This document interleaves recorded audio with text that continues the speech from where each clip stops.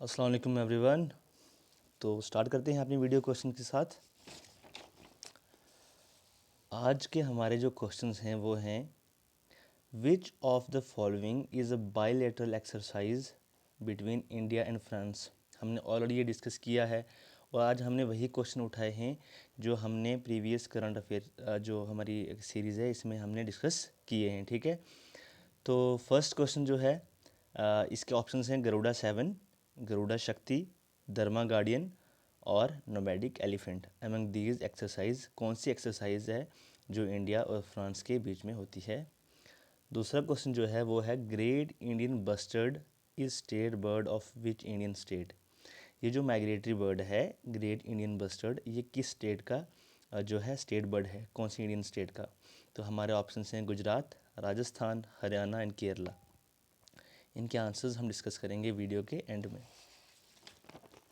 आज काफ़ी ज़्यादा टॉपिक्स जो हैं रिपीट हुए हैं जो ऑलरेडी हमने डिस्कस किए हैं, फिर भी हमने कुछ ऐसे टॉपिक्स मेंशन किए हैं जो इम्पोर्टेंट थे। ठीक है, तो आज डेट है 29 नवंबर 2022 और हमारा फर्स्ट टॉपिक है great knot sighting untangles a migratory mystery.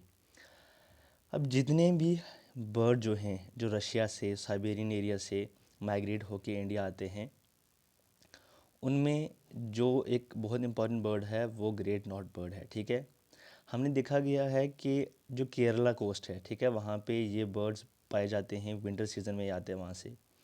जो बर्ड्स होती है, जैसे यहाँ पे इसकी बात चल रही है ग्रेट नॉट की, तो ग्रेट नॉट की जो लेग होती है उस पर एक रिंग जो है वहाँ पे उन्होंने उसके साथ लगाई होती है। अब वो जो रिंग्स हैं उनको कहते हैं मॉस्कवा रिंग्स। ठीक है, मॉस्कवा ये जो नाम है ये आया मॉस्को से, मतलब रशिया से।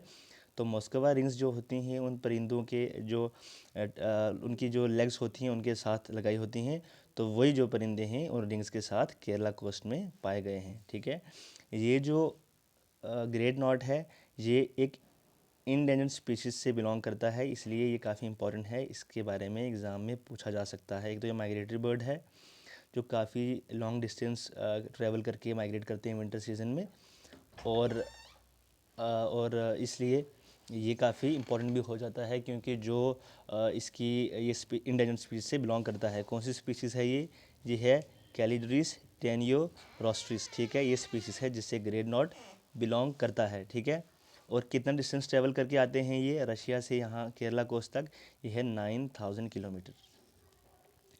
तो नेक्स्ट टॉपिक है anguish over NJAC order behind posting delays. ये किसने कहा है? सुप्रीम कोर्ट ने। ये जो टॉपिक है हमने ऑलरेडी 3 से 4 बार डिस्कस किया है, लेकिन फिर भी रिवीजन के लिए आज डिस्कस कर देते हैं।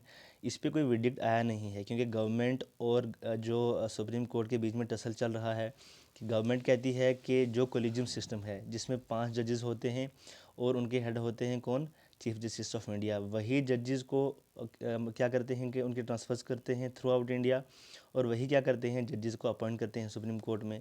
तो इसको कहते हैं यहाँ पे नेपोटिज्म होता है। ये गवर्नमेंट का कहना है कि जो उनका क्लोज़ रिलेटिव या क्लोज़ फ्रेंड जो जज होता है उसको अपॉइंट करते हैं ये, और उसके एज अ CGI करना हो या ट्रांसफ़र्स करनी हो तो क्या करते हैं, उसमें भी क्या होती है, नेपोटिज्म होती है। इसलिए NJAC का इस्टेब्लिशमेंट होना चाहिए। हमने देखा था कि जो कोलिजियम सिस्टम है ये कब स्टार्ट हुआ था, ये हुआ था 1993 में। उसके बाद 2014 में बना NJAC, जिसको सुप्रीम कोर्ट ने 2015 में अनकॉन्स्टिट्यूशनल और वॉइड करके ख़त्म कर दिया। ठीक है, तो उसके बाद फिर से जो 2015 के बाद जो कोलिजियम सिस्टम है ये कंटिन्यू हो गया। तो अब गवर्नमेंट जो है इसके काफ़ी अगेंस्ट है और कह रही है कि NJAC, जिसमें प्राइम मिनिस्टर और काफ़ी कैबिनेट मिनिस्टर्स जो हैं वो उसका पार्ट होते हैं, उसको बनाया जाए ताकि जो जजेस का ट्रांसफ़र्स है या जो CGI की अपॉइंटमेंट है या जो बाकी सुप्रीम कोर्ट के जजेस हैं उनको अपॉइंट किया जा सके NJAC के थ्रू। अब जब कोई नया वर्डिक्ट आएगा तो हम ये जो टॉपिक है ये डिस्कस करेंगे। तो नेक्स्ट टॉपिक जो है ये भी एक बायलैटरल जो टाइज़ है जिन कंट्रीज़ के साथ हम बायलैटरल डील्स कर रहे हैं उनके बारे में है। जैसे कुछ दिनों पहले एक काफ़ी इंपॉर्टेंट क्वेश्चन, एक काफ़ी इंपॉर्टेंट टॉपिक था कि इंडिया ने फ्री ट्रेड डील जो है साइन की थी ऑस्ट्रेलिया के साथ। ऐसे ही जो डिफेंस इंडस्ट्रियल टाइज़ है बढ़ा रही है इंडिया, किसके साथ? फ्रांस के साथ। ऐसे टाइम में ये इंडिया के लिए काफ़ी ज़रूरी है क्योंकि हमने देखा काफ़ी आर्टिकल डिस्कस किए हैं कि इंडिया को डोमेस्टिक डिमांड की ज़रूरत है क्योंकि एक्सपोर्ट जो है वो इंडिया का काफ़ी कम हो गया है, जिसकी वजह से जो इकोनॉमी है इसमें जो प्राइस राइज है इन्फ्लेशन की वजह से जो हमारी इंटरनेशनल डिमांड है, एक्सपोर्ट है, वो कम हो गया है। अगर डोमेस्टिक डिमांड बढ़ेगी तो वो इस प्रॉब्लम को सॉल्व कर सकती है और बैलेंस कर सकती है। ऐसे टाइम में जो ये डील है ये काफ़ी इंपॉर्टेंट है, ये भी पूछी जा सकती है। जैसे ऑस्ट्रेलिया और इंडिया की फ्री ट्रेड डील थी, ऐसे ही जो ये डील है काफ़ी इंपॉर्टेंट है। ये प्रमोट करेगी मेक इन इंडिया को, ठीक है, कि जो हमारे जितने भी मेक इन इंडिया जो प्रोडक्ट्स होते हैं उनको हम एक्सपोर्ट कर सकते हैं और उनको प्रमोट कर सकते हैं। उसके अलावा फ्रांस के साथ हम काफ़ी जो हैं हमारी एक्सरसाइज होती हैं, मैरीटाइम एक्सरसाइजेज, जो हमने एक क्वेश्चन में भी पूछी है, हम वहाँ पे दोबारा डिस्कस करेंगे, ठीक है। तो ये कब हुआ है, ये जो डिफेंस इंडस्ट्रियल टाइज जो हैं बढ़ाने की बात कब की है? जो इंडिया और फ्रांस का फोर्थ जो डिफेंस डायलॉग हुआ है इंडिया में, उसमें ये बात की गई है। उसके अलावा फ्रांस चेयर कर रहा है, मतलब अभी जो चेयर पर्सन है किस किस ऑर्गेनाइजेशन का, एक इंडियन ओशन कमीशन और दूसरा इंडियन ओशन नेवल सिंपोजियम, ठीक है, आईओसी और आईओएनएस। इनको चेयर कौन कर रहा है? फ्रांस कर रहा है। और इंडिया भी इन दोनों ऑर्गेनाइजेशंस का पार्ट है, इसलिए इंडिया और फ्रांस जो हैं इसमें काफ़ी ज़्यादा कोऑपरेट कर रहे हैं।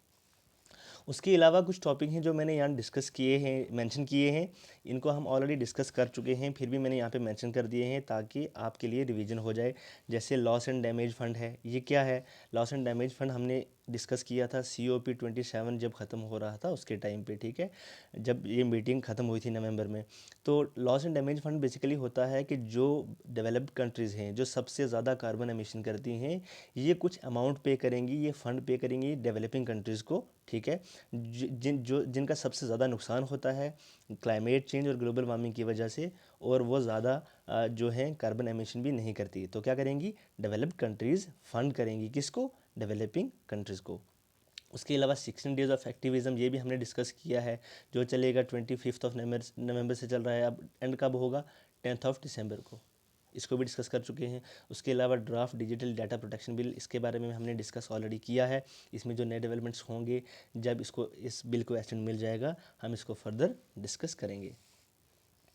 जो हमारे क्वेश्चंस थे आज के, उनके आंसर डिस्कस करते हैं अब।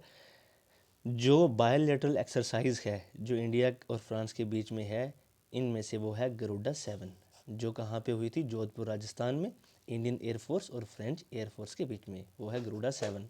और जो दूसरा जो क्वेश्चन है उसका आंसर है कि जो ग्रेट इंडियन बस्टर्ड जो स्टेट बर्ड है, ये काफ़ी न्यूज़ में है, ये कौन सी जो हमारा कौन सी इंडियन स्टेट का स्टेट बर्ड है? तो वो है राजस्थान का।